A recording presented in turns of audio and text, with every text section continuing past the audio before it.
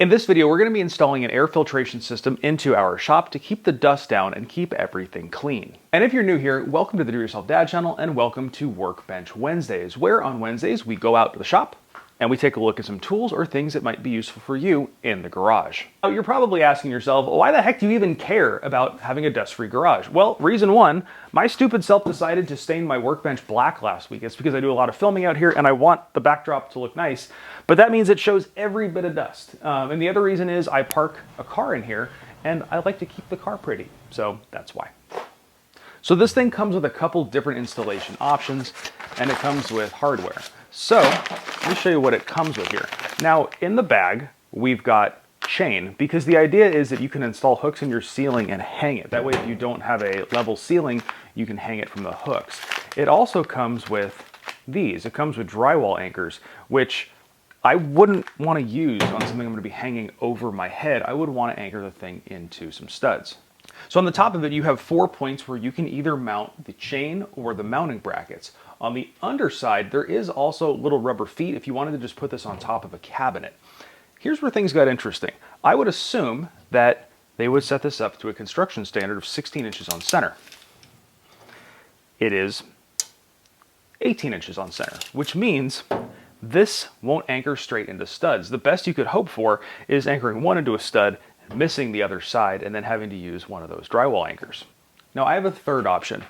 My garage has rafters, and these actually aren't even technically rafters or stringers, and then I built rafters in later. But anyway, what it does give me the option to do is put up my own bracing. So what I did was I put two braces 18 inches apart so I can actually anchor this thing in. So we're gonna be putting it up with those cleats, but we're not gonna be using the drywall anchors. So let's get this thing up on the ceiling. And then I forgot, gotta get this thing out of the way.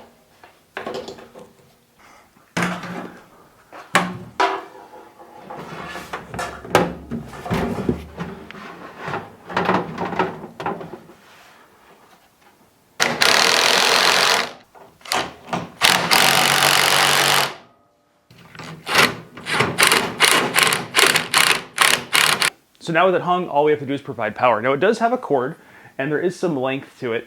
You could hardwire this thing in if you wanted to. I used to have a power strip up there and I'm just gonna relocate it and plug it back in.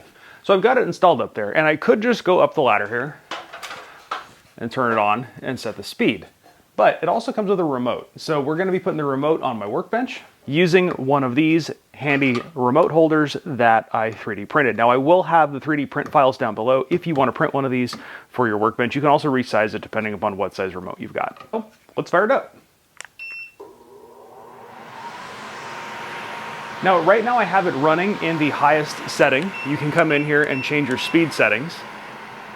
Now what's kind of neat about this system, in here there is a little sensor, and that little sensor picks up what is in the air.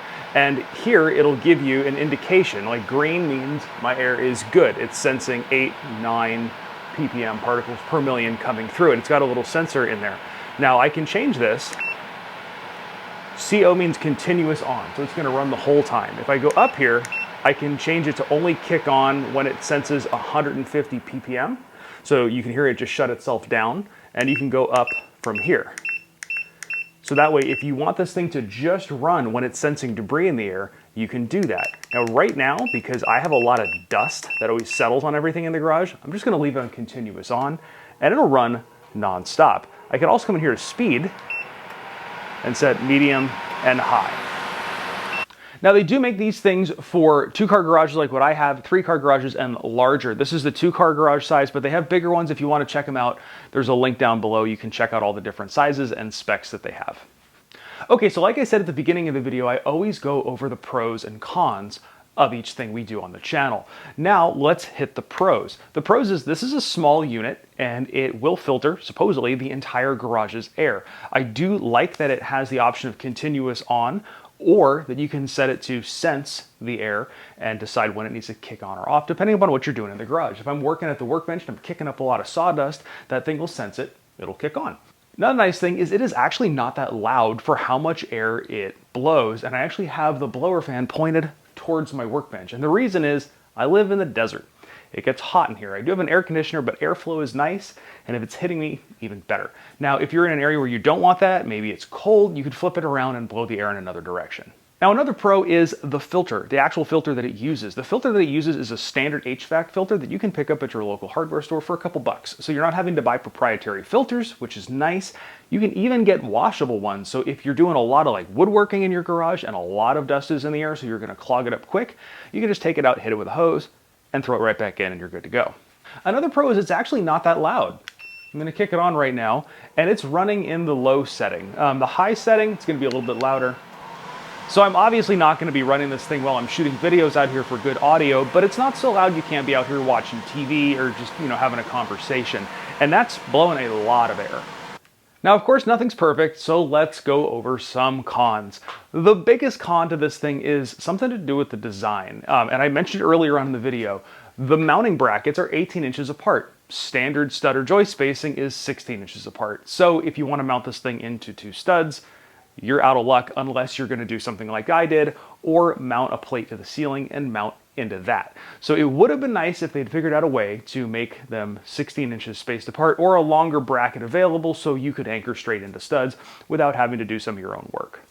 Also related to that is the actual mounting hardware it comes with. Now I have more hardware laying around my garage than I know what to do with, so I had stuff already that I could just fire it up into some studs. But if you don't, you're gonna have to go out and pick up something because it only comes with drywall anchors. But on the flip side, the chain system is kind of nice, and you could mount the chains and have it just come out 1 inch on each side to the 18-inch opening.